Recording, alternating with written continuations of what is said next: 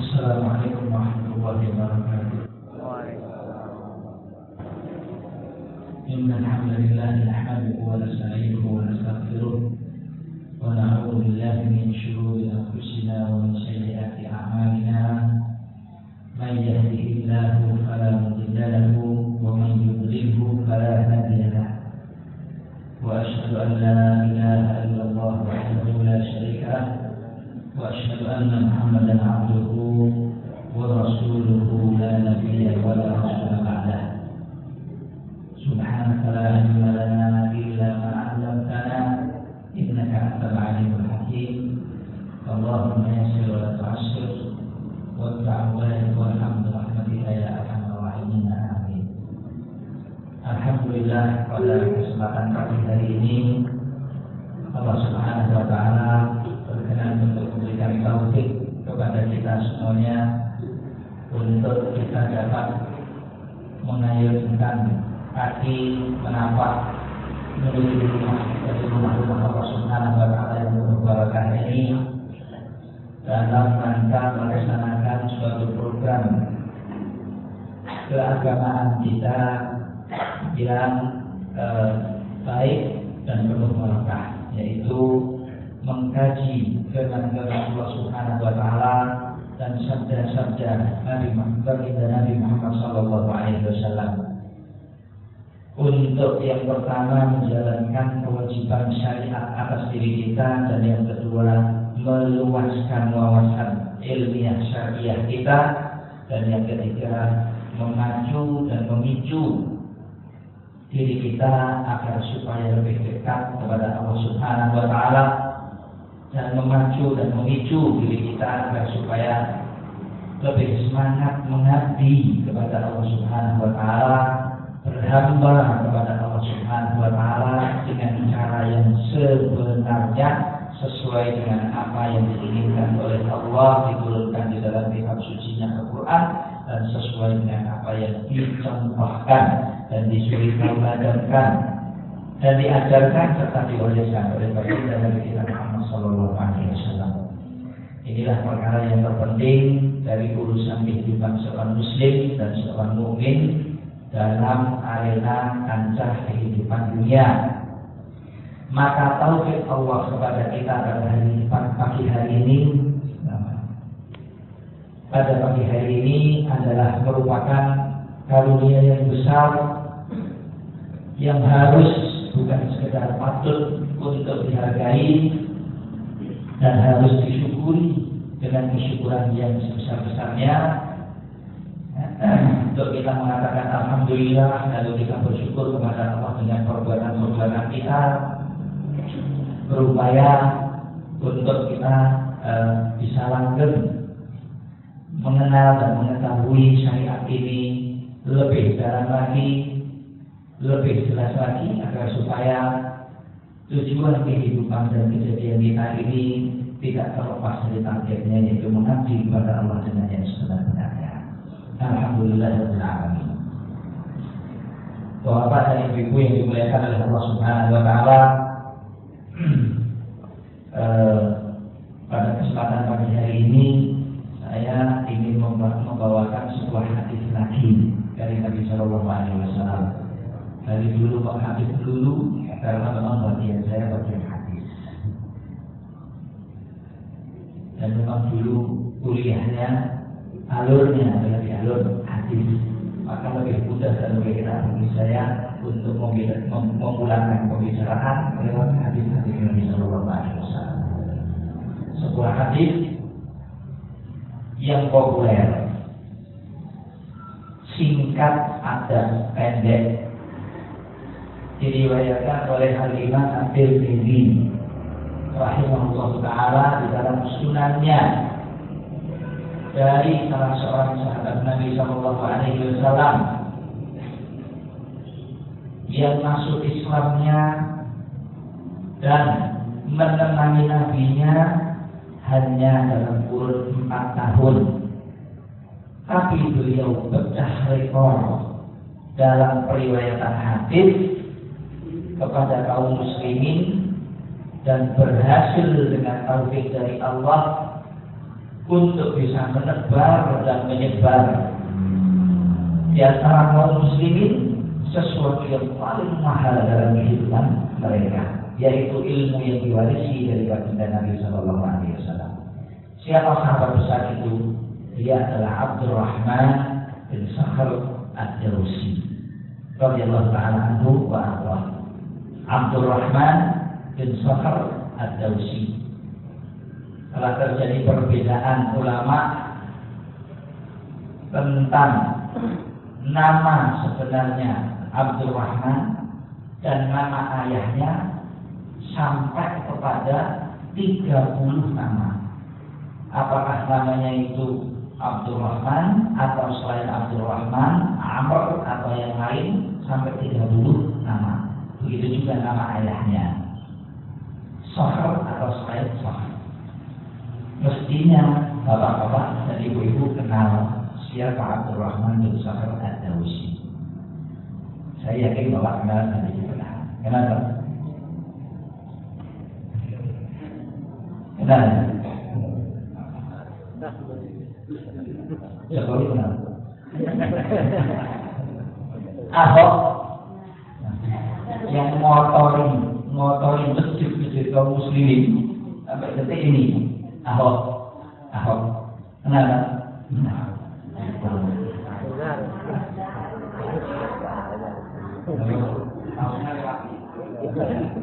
Tahunnya lewat TV. Kenapa? Karena TV jarang menyiarkan nama-nama siapa yang bisa menjadi suri teladan bagi kaum muslimin. Iya, benar. Apalagi kalau TV, itu jadi mestinya sudah harus keluar fatwa dari MUI. Haram hukumnya bukan itu. TV One juga mirip, kurang lebih. Katanya Allah Ta'ala alam, saya belum bisa memastikan 100%, cuma informasinya sudah lumayan ramai bahwasanya SPCTV sudah bekerjasama dengan MUI pusat di Jakarta untuk bisa menyiarkan setelah ini informasi-informasi yang sehat, bisa menutupi kebutuhan informasi yang benar kepada kaum muslimin. Nah, ini hadiah pemberian buat anda. Habis ini tutupan, ikut ini. Kalau jadi jangan dibuka, blok saja. Kenapa? Karena bukan punyanya Surya Paloh. Kalau memang Surya Paloh yang punya pun Surya Paloh hari ini cuma jadi ikon saja. Agar dikira bahwasanya televisi itu punya orang muslim. Kalaupun Surya Paloh yang punya dan dia mengaku muslim, nyatanya apa yang ada di Metro TV tidak mendidik, dan apa yang ada di Metro TV satu hanya menipu, dan yang kedua justru mendidik kepada perkara-perkara yang buruk atas kaum muslimin. Maka jangan dibuka lagi. Mau lebih selamatnya bukaan di sini. Mau lebih selamatnya, nggak mati loh kita. Alhamdulillah nggak pakai televisi itu hidup nggak mati. Ya, apalagi model saya sama anda. Nanti yang perlu itu cuma beberapa tokoh-tokoh kita yang memang kerja untuk maslahat Islam dan Muslimin, butuh informasi-informasi yang valid dan informasi membanding. Selain itu sudah nggak perlu kita. Syukur nanti kalau Muslimin kurang garing bisa mengatakan televisi sendiri. Ya lebih aneh kalau sudah kurang garing ya. Bukan paketannya. Baik.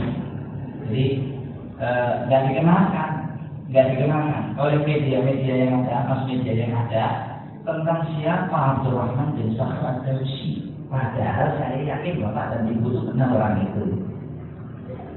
Kalau saya sebut kunyahnya atau julukannya, insya Allah banyak sekali yang kenal. Bahkan insya Allah semuanya kenal. Beliau adalah Abu Hurairah radhiyallahu ta'ala. Abu Hurairah radhiyallahu ta'ala anhu, sosok seorang mukmin, sosok seorang muslim sejati yang dikenal oleh kalangan kaum muslimin, besar dari kalangan kaum muslimin, baik di zaman sahabat maupun di zaman tabi'in dan tabi'in, bahkan sampai detik ini. Abdurrahman bin Sakhr ad-Dawsi yang dikenal dengan Abu Hurairah radhiyallahu ta'ala anhu. bersahabat dengan Nabi tidak lama, cuma 4 tahun. Tapi periwayatan hadisnya pecah rekor. 5.000 lebih diriwayatkan oleh beliau, sedangkan semua sahabat Nabi, termasuk Abdullah bin Abbas, termasuk Abdullah bin Umar, yang kedua, termasuk Abdullah bin Abbas, termasuk Anas yang menjadi khadim ataupun pembantunya Nabi Muhammad, bahkan Ummul Mukminin Aisyah radhiyallahu taala anha yang hidup bersama Nabi satu rumah sejak setelah hijrah dan sudah masuk Islam sejak di Mekah, sejak kecil, tidak meriwayatkan sejumlah apa yang diriwayatkan oleh Abu Hurairah radhiyallahu taala anhu wa anhu. Sebetulnya Abu Hurairah itu menyebut kepada kita dan menerangkan apa sebabnya, kenapa Abu Hurairah ini banyak meriwayatkan hadis dari Nabi, sedangkan selain Abu Hurairah tidak sebanyak riwayatannya dalam hadis seperti Abu Hurairah. Kenapa selain Abu Hurairah tidak meriwayatkan hadis seperti banyaknya riwayatannya Abu Hurairah? Abu Hurairah sendiri juga sumpah. Karena begini, sekian banyaknya sahabat-sahabat Nabi itu mencibir Abu Hurairah. Kamu itu sebentar orang Rasul, sebentar hadis Rasulullah, sebentar kamu meriwayatkan hadis dari Nabi, hadis dari Nabi. Kelihatannya kamu tidak hati-hati dengan hadis Nabi Sallallahu Alaihi Wasallam yang menyebut bahwasanya siapa yang berani dusta atas namaku dengan sengaja, maka hendaknya dia berpesan tempat di dalam api neraka. Berpesan tempat di dalam api neraka. Maka dalam alaihi muta'ammidan hal dia kata wah maka ada hubungannya. Hadis ini yang bikin khawatir sosok Abu Bakar Siddiq, Umar bin Khattab, Utsman, Ali, Ashraf Basyarin bil Jannah dan yang lain sebagainya. Sekian banyaknya sahabat Nabi itu sangat-sangat khawatir ketika meriwayatkan hadis dari Nabi Sallallahu Alaihi Wasallam kepada kaum muslimin. Takut kalau mereka itu tidak menyebutkan persis seperti apa, seperti lafal teks ataupun seperti redaksinya Nabi Sallallahu Alaihi Wasallam.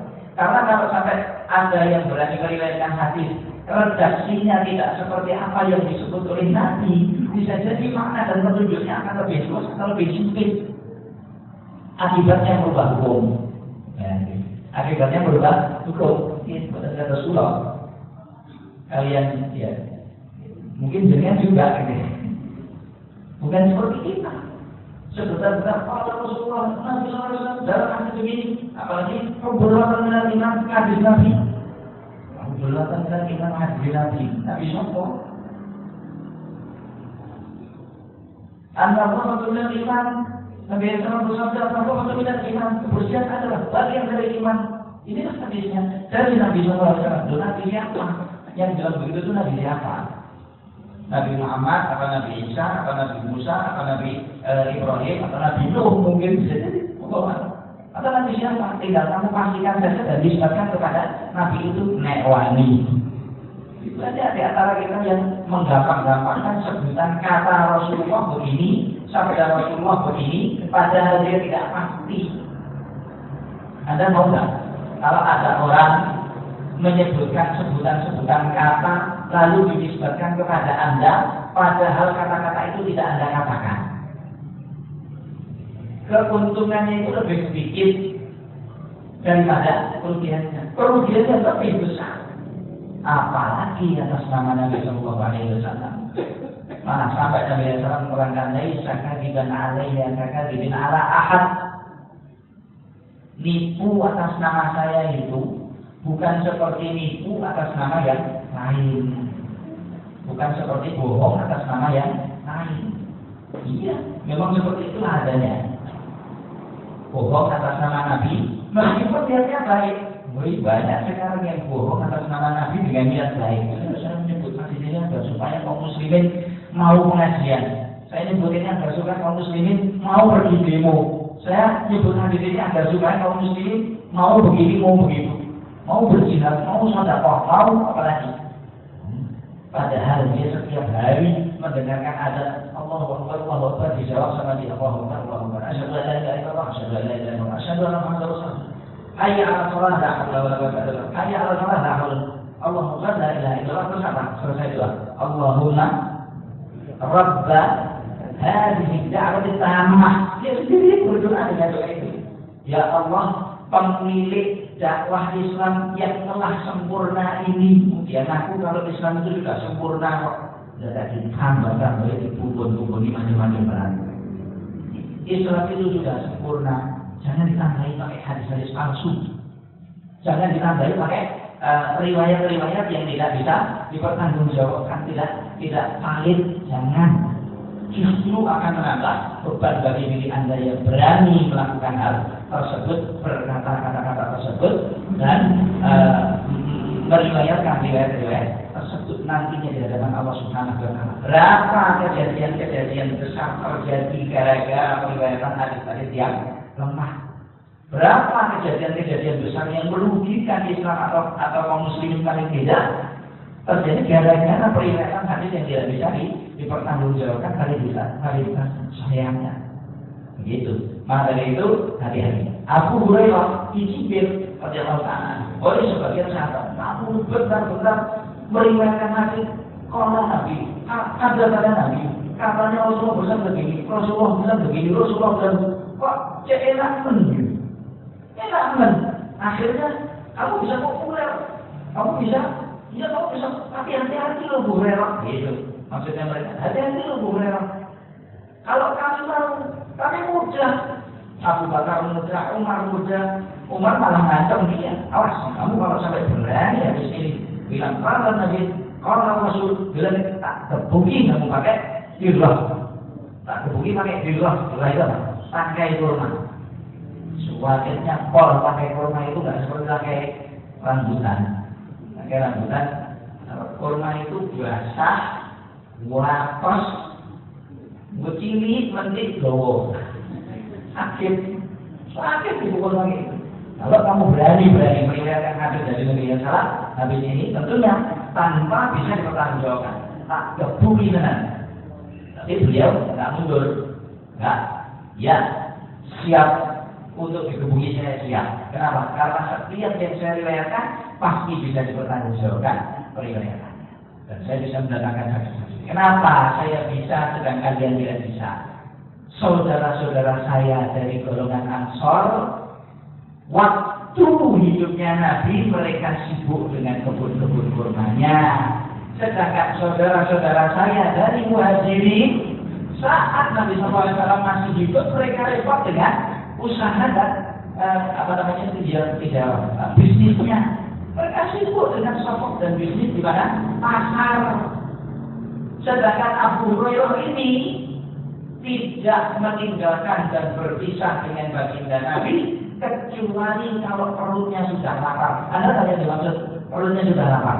Lalu mencari makan hanya 10 nasi untuk menegakkan ini tulang punggungnya. Benison dekek naik itu. Benison dekek. Cuma itu kok yang menyibukkan Abu Hurairah dari berpisah dari Nabi Sallallahu Alaihi Wasallam.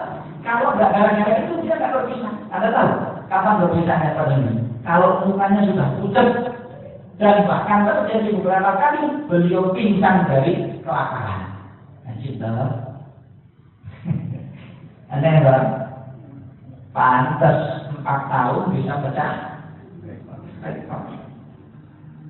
Pantas yang begini Pak. Dan kalau Abu Hurairah jilid 2, jilid 3, jilid 4, jilid 5, jilid yang sekarang ini ada, pasti Anda mengatakan orang ini ini apa namanya? Garis keras. Orang ini garis keras. Orang ini apa namanya itu? Ya berlebihan dalam beragama.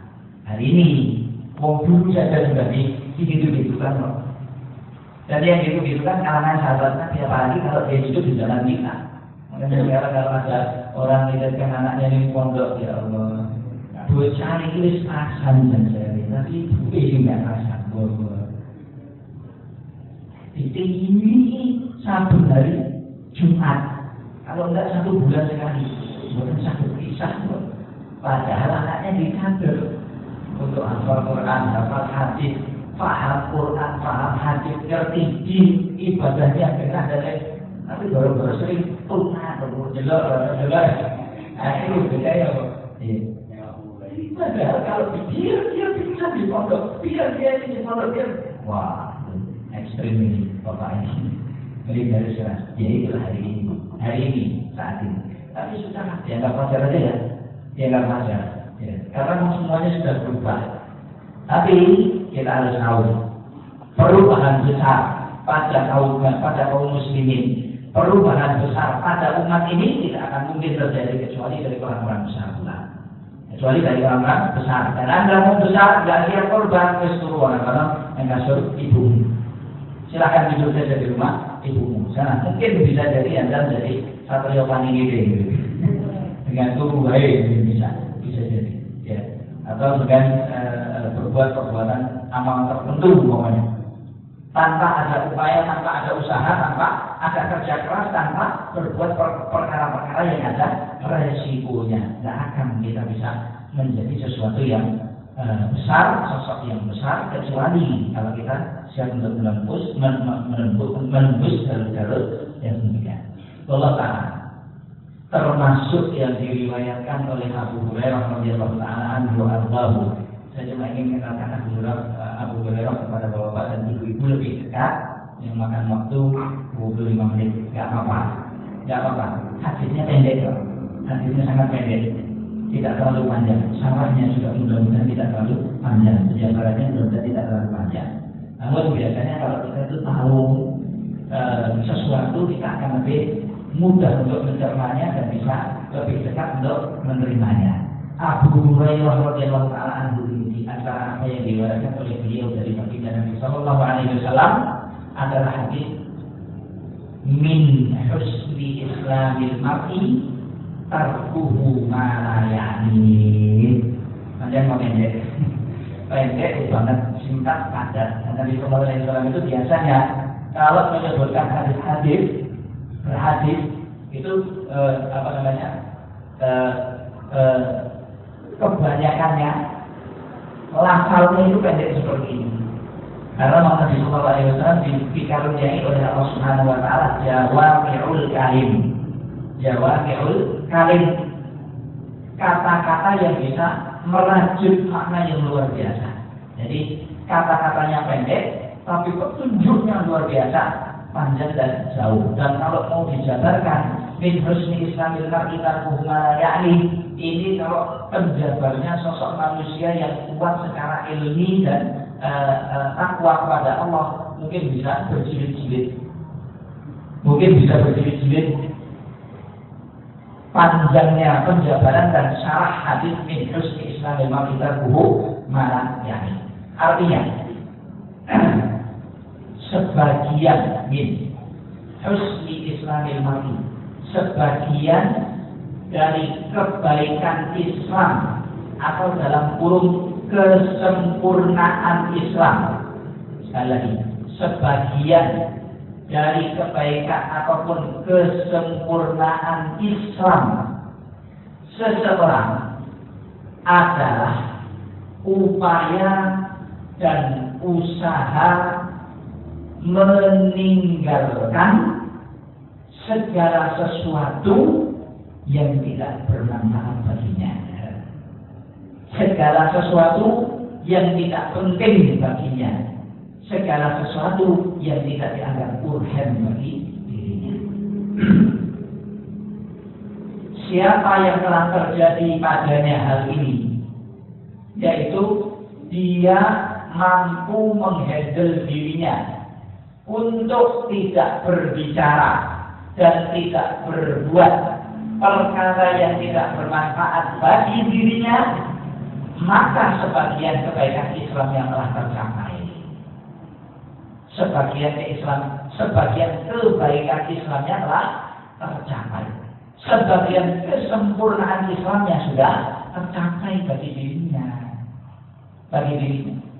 Dan tentu Bapak dan Ibu-ibu, masing-masing kita yang hidup di dunia ini punya cita-cita tertinggi agar supaya menghadap kepada Allah Subhanahu wa taala nantinya dengan membawa keislaman yang terbaik, keislaman yang paling sempurna. Siapa tahu yang ingin menghadap Allah Subhanahu wa Ta'ala sedang Islamnya masih bocel? Siapa yang berani menghadap Allah Subhanahu wa Ta'ala sedangkan Islamnya masih keruh, masih banyak kotorannya? Tidak ingin kita datang kepada Allah Subhanahu wa Ta'ala dan menghadap kepadanya ketika kita dipanggil oleh Allah Subhanahu wa Ta'ala dalam keadaan yang seperti itu. Masing-masing di antara kita ingin menghadap kepada Allah dengan keadaan yang dalam keadaan sesempurna mungkin dan sebaik mungkin. Kita kalau mau menikah saja, baik yang pertama, kedua, ketiga maupun keempat, itu kita inginnya menghadap, dikenal, bertemu dengan satu calon yang mau kita nikahi dan yang kedua calon mertua dalam keadaan sebaik mungkin. Dalam keadaan sebaik mungkin, ia nggak bisa didapati kekurangan dari kita dari sisi manapun juga. Kita berusaha untuk menutupi akhlak kita, tutupi ibadah kita, tutupi agama kita perbaiki, dunia kita jaga, penampilan ya Allah luar biasa. Ya, meskipun sudah tua, saya itu kemarin baru menikahkan seseorang di Solo. Kemarin laki-lakinya umurnya 65 tahun. Perempuannya umurnya hampir 60 tahun. Ya, sudah sama janda. Sudah sama janda. Tapi apa boleh buat? Sampai saya dalam berbaca itu bingung. Mestinya kalau berdua begini ini saya kira sudah menopause saya itu. Kalau sudah seumur itu. Mestinya sudah jangan nyebut-nyebut lagi pernikahan ini di antara hikmahnya adalah mencari anak keturunan yang soleh dan yang bermanfaat, yang bisa menyambung kebaikan orang tua saat dia sudah menghadap kepada Allah Subhanahu wa Ta'ala. Tapi karena sudah kebiasaan khutbah nikahnya begitu, akhirnya betul juga astagfirullah. Dan itu dalam bentuk nasihat. Dan yang saya dari ini sosok seorang dokter, dia dokter saja dari ekonomi yang Kalau melihat jadi agak sedikit membingungkan. Kembali. Min husni Islamil mar'i tarkuhu ma la ya'ni. Dari kesempurnaan Islam dan kebaikan sosok seorang manusia, muslim maksudnya, adalah upaya untuk meninggalkan segala yang tidak bermanfaat bagi dirinya. Zahirnya tidak makna yang paling dekat adalah perkara yang tidak menyempurnakan bagi dirinya di akhirat. Selamat bagi dirinya di akhirat. Perkara yang tidak bisa menyempurnakan keislaman seorang hamba muslim di akhirat di hadapan Allah Subhanahu wa Ta'ala ketika dia sudah kembali. Tapi bisa jadi maknanya di sini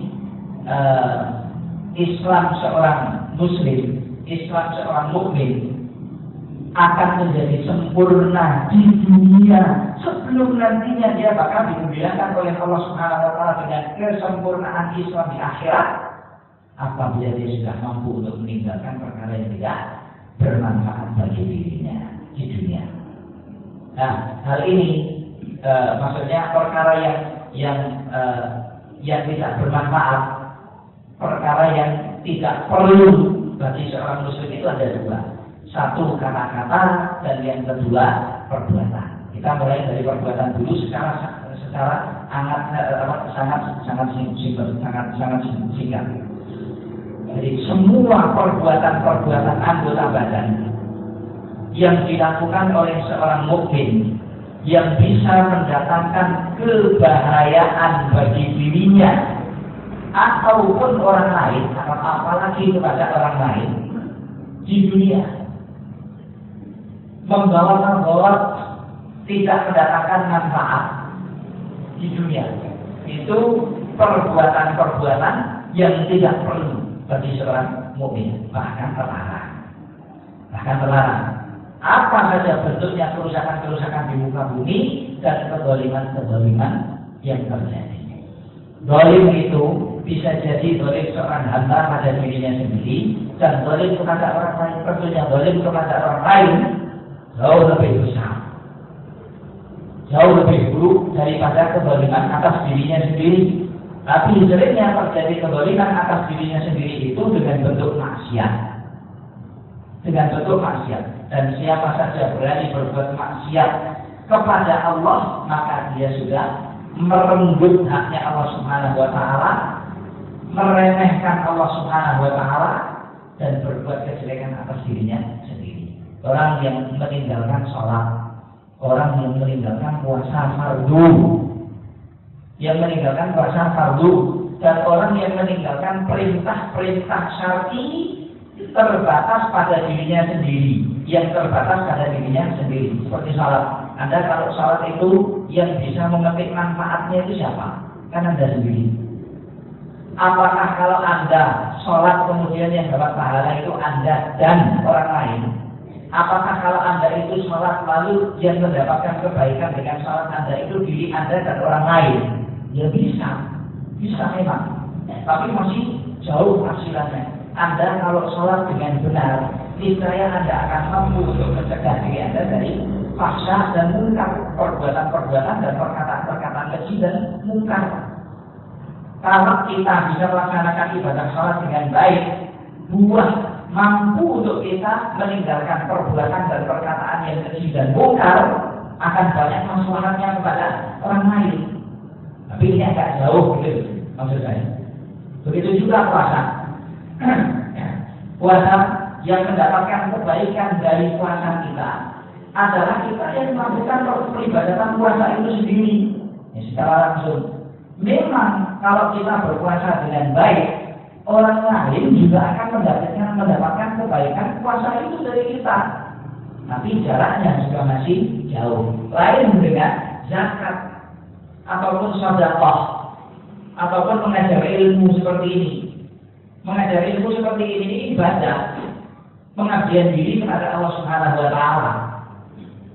Levelnya itu sama dengan sholat, puasa, zakat, haji itu sama. Dalam konteks ibadah ya, dalam penamaan ibadah itu sama. Namun jelas sekali manfaat mengajar ilmu ini bisa menyampaikan suatu maklumat kepada orang lain dan orang lain dapat manfaatnya. Begitu juga sedekah, zakat, sedekah, hibah, pemberian, infak dan lain sebagainya. Itu ibadah dilakukan oleh seorang muslim kepada orang lain mendapat kebaikan dari peribadatan tersebut. Dapat kebaikan dari peribadatan tersebut. Begitu juga kezaliman. Begitu juga kezaliman. Zalim terjadi dari seorang muslim kadang-kadang hanya terbatas pada dirinya sendiri. Yaitu dengan cara praktek maksiat. Nah, jadi itu perlu untuk kita menjaga diri kita dari bentuk-bentuk maksiat apapun juga. Jangan sampai terjadi dari diri kita ini perbuatan maksiat. Kalau itu terjadi, maka itu penzaliman terhadap diri kita sendiri.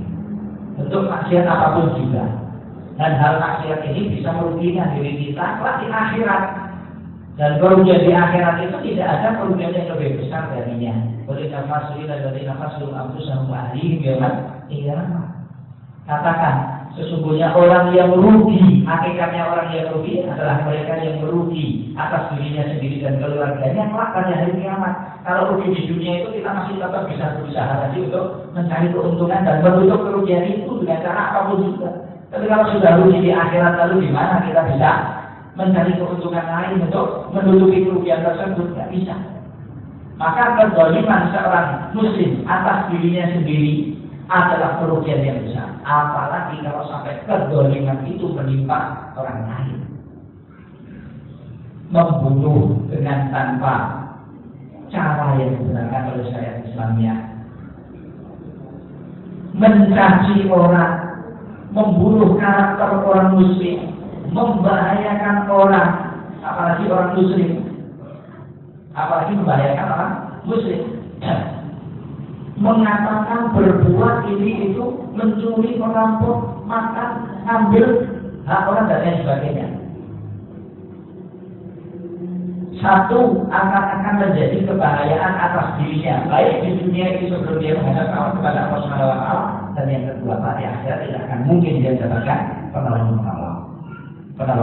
Maka dari itu, siapa yang mampu menjaga dirinya sendiri dari bentuk kezaliman dan maksiat apapun juga bentuknya maksiat itu di dunia, maka dia telah diberi kunci keselamatan dari keselamatan akhirat dan kesempurnaan Islam. Yang kedua kata-kata. Ini cuma lebih spesifik saja. Sebetulnya sudah masuk dalam sebutan. Sebetulnya sudah masuk dalam sebutan maksiat ataupun kezaliman anggota badan. Tetapi secara spesifik disebutkan lisan. Kenapa? Karena banyak sekali orang yang jatuh pada pintu kezaliman dan maksiat di pintu. Pintu pertamanya adalah lisan. Makanya Nabi Sallallahu Alaihi Wasallam itu menjamin. Rasulullah SAW itu menjamin. Seraya beliau mengatakan, siapa yang mampu untuk menjaga apa yang ada di antara dua rahang mulutnya dan apa yang ada di antara dua pangkal pahanya, aku menjamin baginya surga. Siapa yang bisa menjaga lidahnya, tidak kan antara dua rahang mulut ya. Siapa yang bisa menjaga lidahnya dari tidak berkata-kata kecuali yang bermanfaat bagi dirinya apalagi pada orang lain, dan siapa yang bisa menjaga farjinya, baik lelaki maupun wanita yang ada di antara dua pangkal pahanya. Domin sudah berjenah. Aku jamin baginya dia bakal masuk surga. Enak dan gampang saja. Jaga farji dari yang diharapkan oleh Allah dan jaga lisan dari apa yang diharapkan oleh Allah. Sekarang tinggal tantangan. Siapa yang bisa dan mampu untuk menjaga lisan, padahal lisan ciptaan yang ringan, kecil dan tidak berulang. Kalau berulang mungkin kita masih bisa ngikat dan kita handle ke sana dan ke sini. Tapi problemnya orang yang basuhin nggak ada tulangnya lisan kita itu. Akibatnya apa? Goyang sana, goyang sini, sebut sana, sebut sini. Akhirnya seringkali lidah kita ini mendului apa? Akal kita. Seringkali lidah kita ini bersuara, berkata, mengeluarkan pembicaraan lebih dulu daripada akal kita berpikir. Padahal wajarnya, normalnya, dan bahkan semestinya jangan sampai kita berbicara kecuali kalau pembicaraan itu sudah kita pikirkan maslahat atau madarat. Maslahat atau manfaat, maslahat dan manfaat atau madarat dan berguna. Kalau memang berguna, sebutkan, dan tidak boleh menyebutkan sembarangan. Segala yang bermanfaat itu tidak boleh kita sebutkan sembarangan dan semaunya. Ada porsi yang cukup. Ada porsi yang cukup. Porsi itu yang boleh dikatakan. Satu itu bermanfaat, dua kadarnya juga harus cukup. Nek kakean, salah juga, salah juga. Wah, ini aturannya banyak di lidah kita dan di lisan kita untuk kita memperhatikannya. Kalau ini bisa kita perhatikan, kalau ini bisa kita jaga, kita prioritaskan pada diri kita. Ini just. Jangankan kita hari ini, wong dulu sahabat Mu'adz radhiyallahu ta'ala anhu ardahu itu sampai bertanya kepada Rasulullah SAW. Kalau Ibnu Rajab Al-Hambali rahimahullah ta'ala itu sampai mengatakan perkara ini sampai tersembunyi dari sahabat Mu'adz bin Jabal radhiyallahu ta'ala. Mu'adz bin Jabal sahabat yang enggak main-main. Sahabat lumayan menjadi sahabat yang kenal besar dan kedudukannya tinggi di Rasulullah SAW. Sampai beliau bertanya kepada Rasulullah, apakah kita ini juga terhitung mendapatkan dosa dari kata-kata yang kita sebutkan lewat lisan kita, dari Rasulullah? Jawaban Rasulullah SAW, sakilat ka ummuka ya Mu'ad wa hal yaqubbun nasa fi mana ala manakihim bin nabi illa hasalidu al-sinatihim. Ibumu berat dengan kamu, itu akan kebaikan. Allah Rasulullah SAW mendoakan kebaikan bagi Mu'ad. Bagi Mu'ad yang bertanya sesuatu yang bermanfaat ini. Wis, kamu tuh mudah-mudahan dapat kemudahan dan perbaikan segalanya sehat. Apalagi yang bisa menjerumuskan dan menjerumuskan orang di batang-batang hidungnya dalam api neraka kecuali apa? Buah-buah, kecuali buah-buah, buih-buih. Tidak dia. Kecuali buah-buah dan buih-buih ini hanya itu ngomongin dulu. Yang menyebabkan kebanyakan orang terjerumus kecemplung ke dalam api neraka dalam keadaan zina. Mana kiri ini maksudnya hidup mereka terperosok jatuh dasi di mukanya kemudian jatuh ke bawah ke dalam api neraka. Itu apa? Kalau nggak ada kehinaan lebih gila dari itu. Jadi kalau ada presiden jalan mau bertemu dengan presiden lain atau utusan kenegaraan besar dengan utusan kenegaraan yang lain bertemu dalam suatu tempat terbuka ataupun tertutup, diliput mas media sekian banyaknya, pakai pakaian luar biasa, melakukan sebagai-bagainya jalan kanan kirinya bodyguard, padahal dia sudah dijaga oleh Allah Subhanahu wa Ta'ala. Ya, setiap orang itu dijaga oleh Allah Subhanahu wa Ta'ala. Ada penjaga-penjaganya, cuma kita nggak merasa dan kita nggak usah gaji, ya kan? In kullu nafsin lamma 'alaiha hasil. Tidak ada suatu jiwa kecuali pasti ada penjaganya. Jadi pakai bodyguard jalan, masya Allah, sopan. Tiba-tiba jalan kesandung. Tiba belum jatuh tersungkur saja, itu sudah malunya luar biasa ya. Gitu. Itu malunya luar biasa. Apalagi kalau begitu plok tiba jatuh, itu luar biasa malunya. Kan di sholat. Apa kalau di sholat sekalipun? Apalagi kalau jatuhnya muka duluan yang jatuh. Plok itu tangannya mundur ke belakang, mukanya dulu yang jatuh. Kira-kira jadi apa ya? Pak jenengan sadar mampang buatan Bapak Aziz. Bisa jalan apa enggak presiden kemaku ya iso. Ya. Masa raja saja berjalan saja enggak becus, kok sampai jatuh mukanya dulu. Ya itu nanti bakal terjadi di akhirat, di neraka, disaksikan semua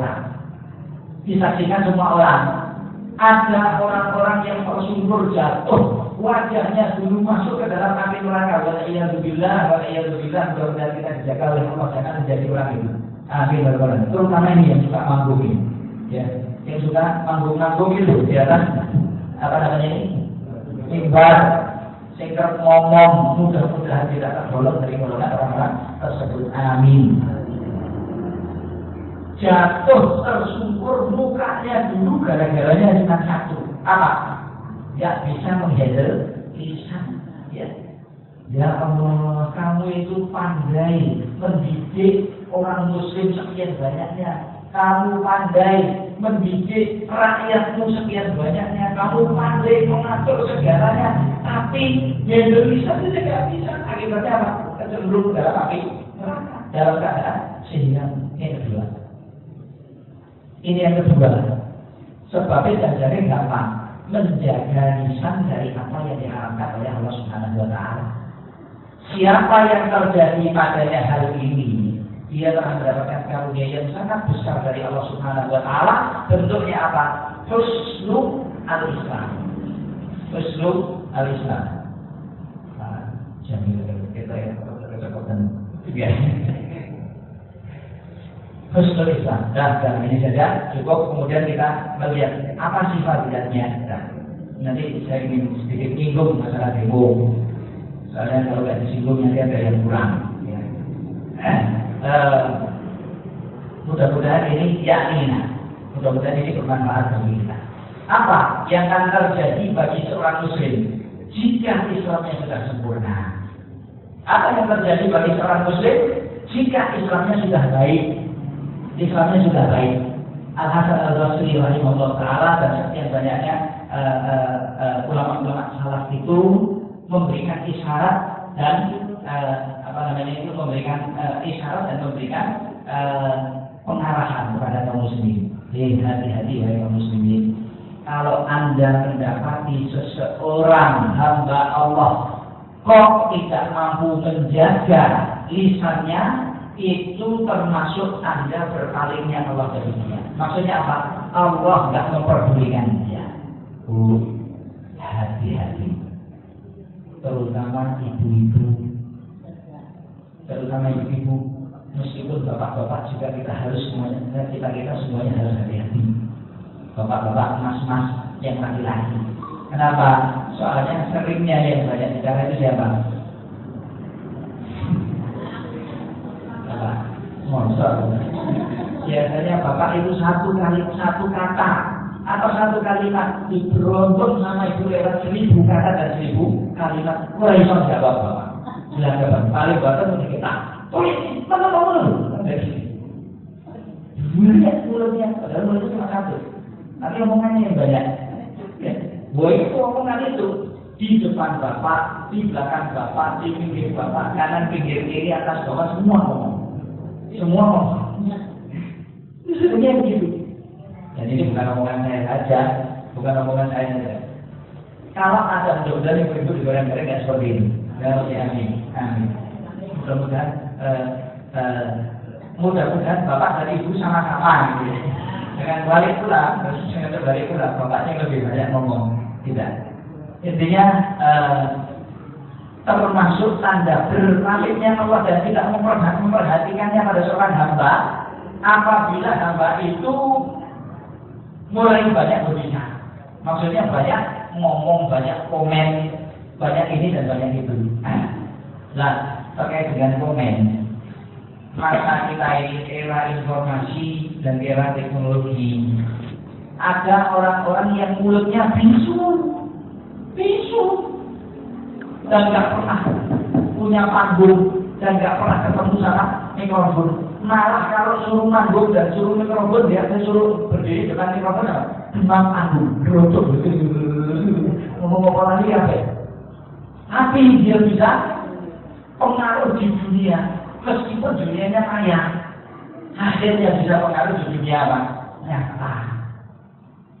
Nggak pakai tulisan, tapi pakainya apa? Jentik harus jempol, apa 2 jempol. Wah, ini juga. Mas-mas yang mudah-mudahan hati-hati, terutama kusur ini. Yang banyak pengikutnya, dia cuma memberikan satu informasi dan komentar, satu informasi dan komentar. Akhirnya komentar itu dalam hitungan detik ataupun menit ataupun jam dibaca oleh orang dan tersebar sampai ujung-ujung dunia.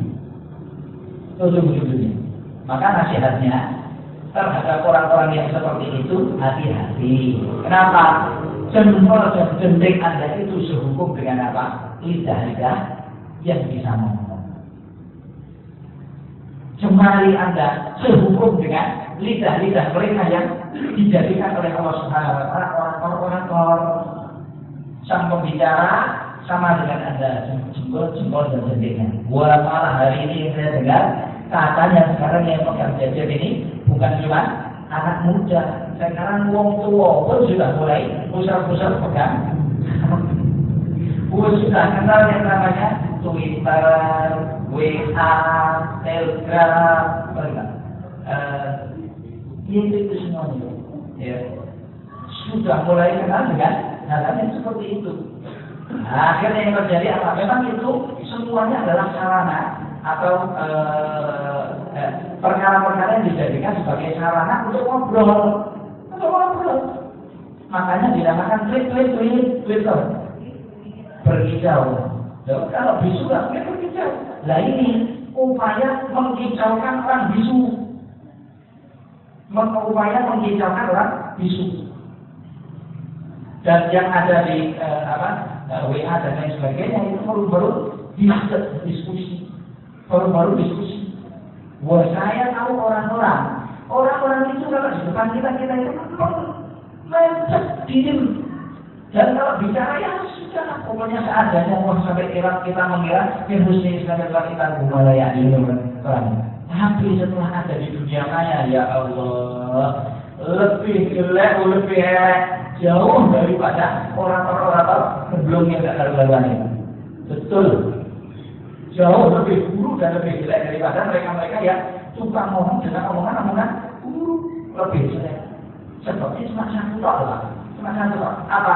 Copy, paste, sebar. Copy, paste, share. Copy, paste, share. Dia nggak bisa tulis, nggak apa. Yang penting untuk informasi buang. Wah, itu tidak ada malah yang ini. Hati-hati. Boleh, bukan nggak boleh. Diskusi bukan nggak boleh. Sharing bukan nggak boleh.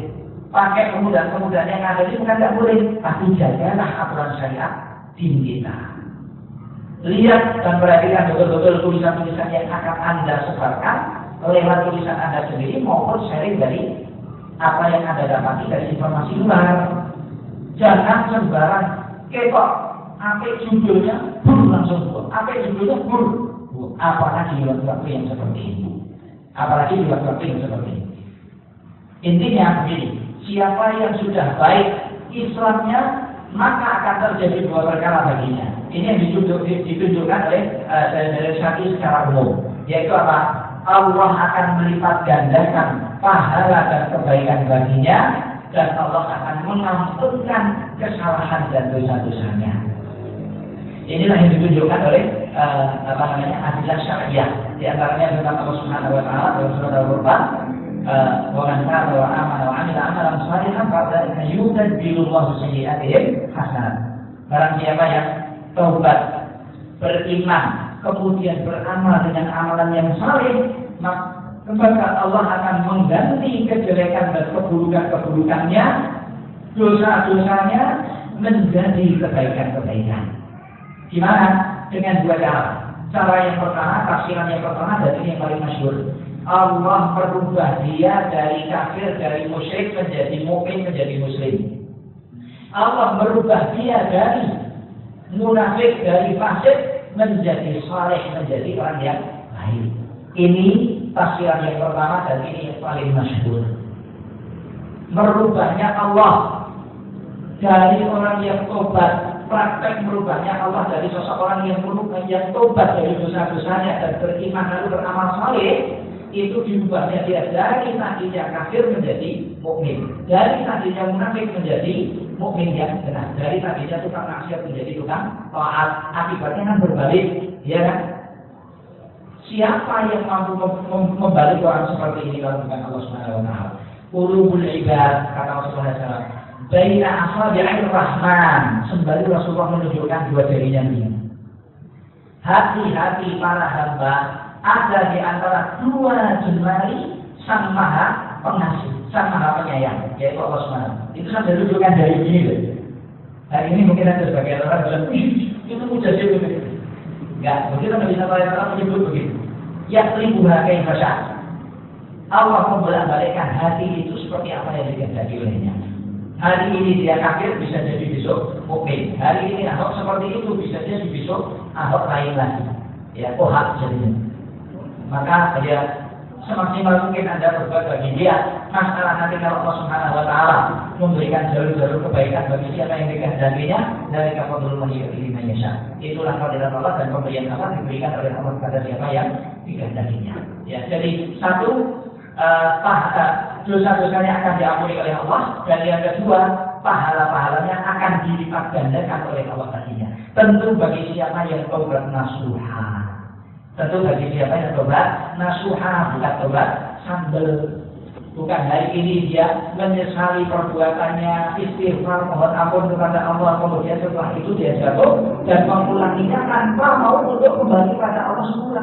Tapi kalau dia sudah berusaha semaksimal mungkin untuk tidak kembali, tapi tetap terjerembab juga jatuh, lalu dia menyesali dan segera dia kembali kepada Allah dan tobat, Allah menerima tobatnya. Karena ini orang bukan main-main, tapi ada orang yang betul-betul main-main tobatnya. Akibatnya Islam menjadi seorang yang seperti ini tidak akan baik selama-lamanya. Tapi siapa yang tobatnya nasuh, benar-benar tobat karena Allah Lillahi Ta'ala, dan betul-betul tobat itu dilakukan olehnya untuk mencari keridhaan Allah sesuai dengan aturan Allah yang berlaku, akibatnya Allah Subhanahu wa Ta'ala akan menghargai upaya-upaya dan usaha-usahanya dia, lalu memberikan ganjaran juga di luar segi maka asal ini baru satu ayat Pak. Di sana masih ada ayat-ayat yang lain, masih ada hadis-hadis yang lain, masih panjang, masih banyak. Nanti silahkan Bapak dan Ibu bisa membacanya dalam tulisan-tulisan yang terkait dengan masalah seperti ini. Banyak Pak, alhamdulillah buku-buku yang tertulis masalah itu. Akan lebih baik untuk kita membaca buku-buku itu ketimbang Quran, dan membaca buku-buku itu mbak-mbak, adik-adik ketimbang komik. Jangan, udah jauh itu komik-komik akan bermanfaat bagi diri kita. Tapi pergi sana untuk buku, cari buku-buku yang bermanfaat. Insya Allah yang seperti ini akan bisa lebih memasuk bagi kita maklumat dan membakar dan membalakan semangat-semangat untuk bermakar kepada Allah Subhanahu wa Ta'ala.